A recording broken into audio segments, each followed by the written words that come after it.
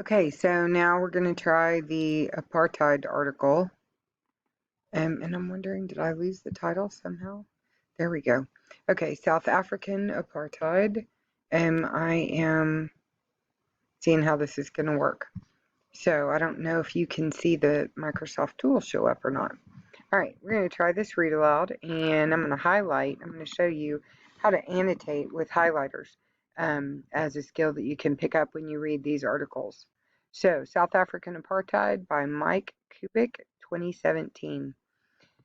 In this article, Mike Kubik, a former correspondent for Newsweek, explains the origins and effects of the racist policies of apartheid in South Africa in the 20th century. As you read, take notes on why South African governments implemented apartheid and how it affected different groups in society. So if I were reading this and I knew I was going to have to take a test over it and I wanted to annotate or highlight, some of the things I might want to remember is that this article was written and appeared in Newsweek magazine. Also, the date 2017 gives us some clear idea of how timely the article is, and I also might want to remember Mr. Mike Kubik's name. Now, if you don't know what the word apartheid meant, you might want to look that up, and you will know that it has some information. It has something to do with South African government, and it implemented this thing called apartheid. So you might want to stop and look up what apartheid is, just so that you already have that understanding as you move forward with your text. And you might make a note of that up in the margin. So if we were just us working on our own, I'd say, hey Siri,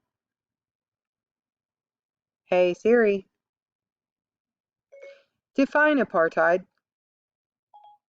Apartheid is a historical term. It means, in South Africa, a policy or system of segregation or discrimination on grounds of race. I think I need to get a stylist because that is too hard to read. So I would want, say you can write with your finger on this thing. I don't think, maybe my fingernail.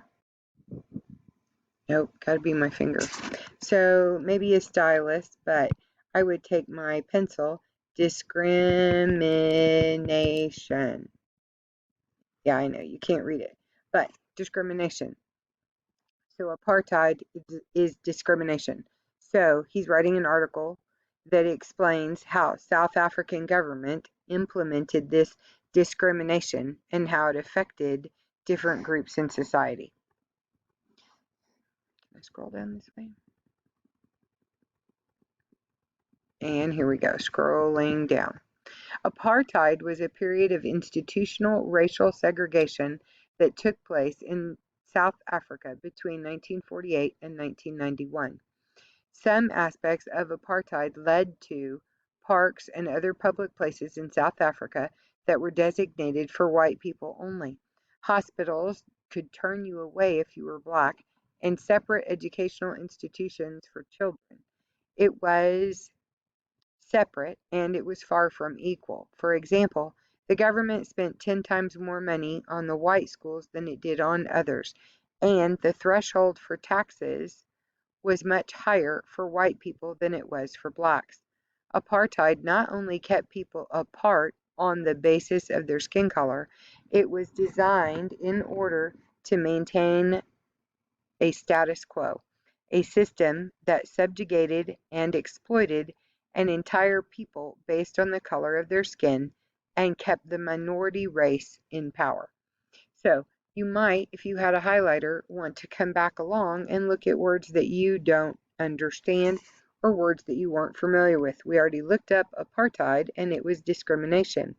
And now we can tell that that discrimination was based on the color of people's skins. But what does this word subjugated mean? And what does exploited mean?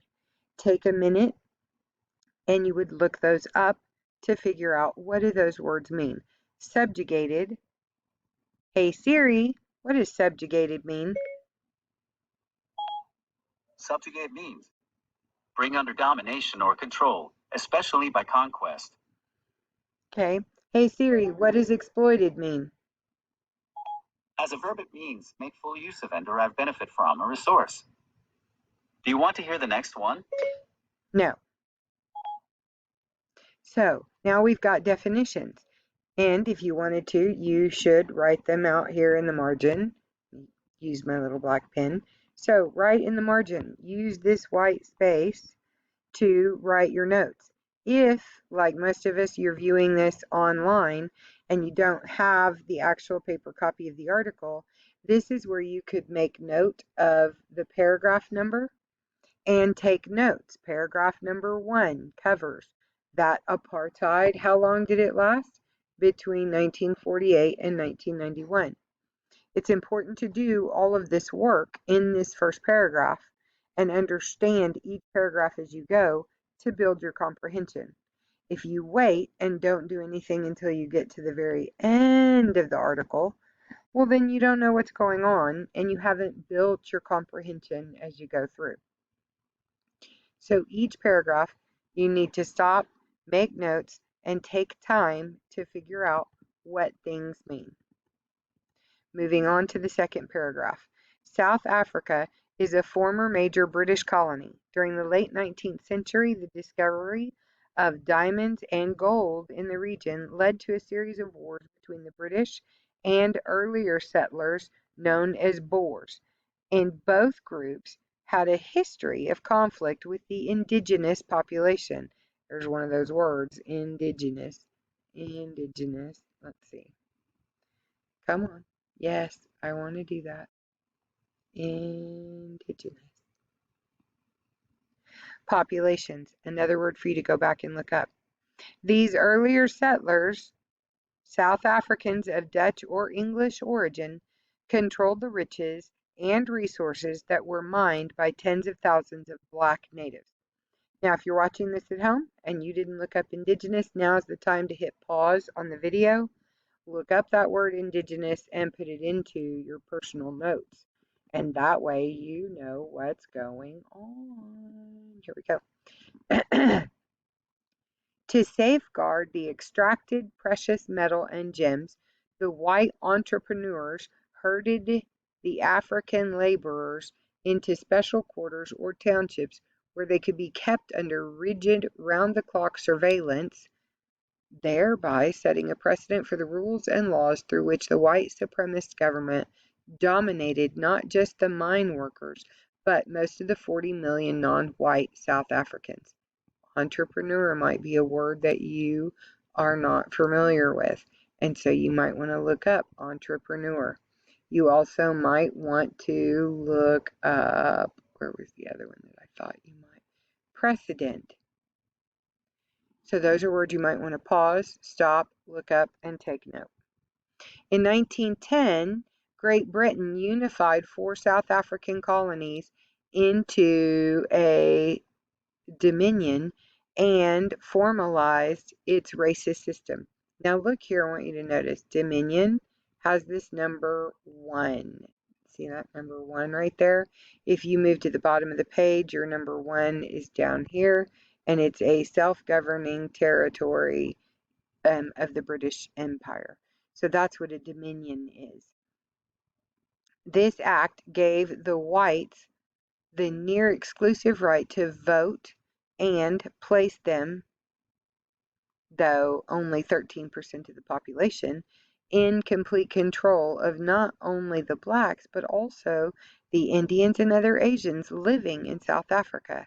From then on, the system, originally run by whites of British origin, only became more abhorrent. Pause and look it up.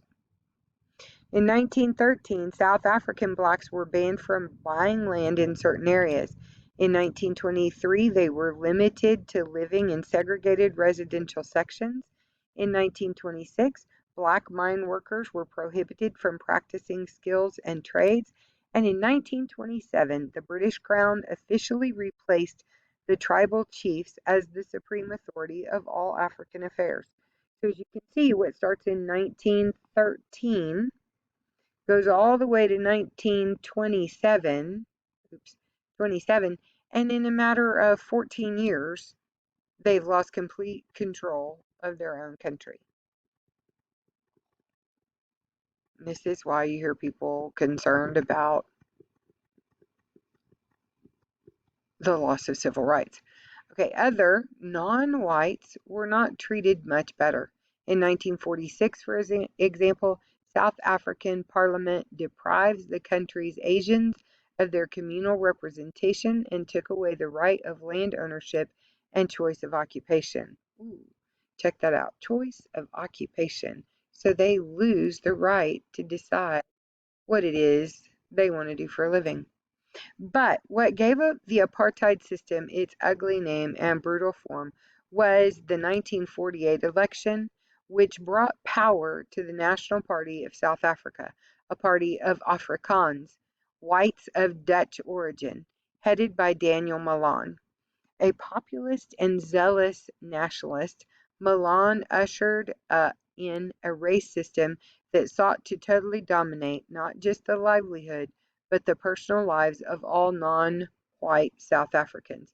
So go back and you probably want to look up words like populist and zealous, and then pay attention the way this word is spelled. It's Afrikaners, Afrikaners, and those are the whites of Dutch descent. Pause and go back and look those words up, please. The apartheid system. The first major law passed by Milan's government in 1949 prohibited, 1949, Prohibition of Mixed Marriage Act outlawed marriages between Europeans, white people, and non-Europeans, everybody else. Next, the Afrikaner-dominated parliament prohibited extramarital sex between white people and people of other races, and it legalized the segregation of public premises, vehicles, facilities, and services. I hope you noticed that there was a typo right there. Um, this should be separated into two words, Afrikaner-dominated. New laws enforced racial separation of educational facilities, cut off financial support for missionary and other non-segregated schools, and even prohibited the teaching of math to black children to make sure they could not aspire to non-menial jobs. By the time apartheid collapsed in 1991, Afrikaner legislature churned out 42 laws that regimented, inhibited, and insulted every non-white South African. In 1985, I actually got to have the opportunity to protest on the University of Texas campus. Tell you about that sometime. The system entered its most far-reaching stage in the 1950s when the Afrikaners enacted laws that disregarded the basic human rights and dignity of non-white South Africans. They classified each South African as either European, white, Bantu, black, colored, mixed race, or Asian. Next, they designed areas where members of each of the four groups was allowed to live. Black people, who made up 80% of the population, were assigned to 13% of the country's land, and that small area was divided into 10 black homelands called Bantustans. The residents of these stands were denied South African citizenship and had to apply for special passes to enter or work in the large and economically most important areas set aside for whites. The new restrictions ignited the long smoldering resentments of blacks belonging to the two grassroots organizations, the African National Congress, the ANC, a group whose leaders included a young lawyer and outstanding organizer named Nelson Mandela, and the Pan-African Congress, the PAC, whose leadership was more radical than the ANC. Separately, but imbued with the same zeal and the same goals in mind, the two groups set out to defeat the apartheid system through strikes, boycotts, and civil disobedience. It was a strategy that was bound to lead to violence, and it did. I only have about 10 seconds left, so I'm not going to be able to finish the rest of this. But stop each time, highlight and underline, write down and take notes.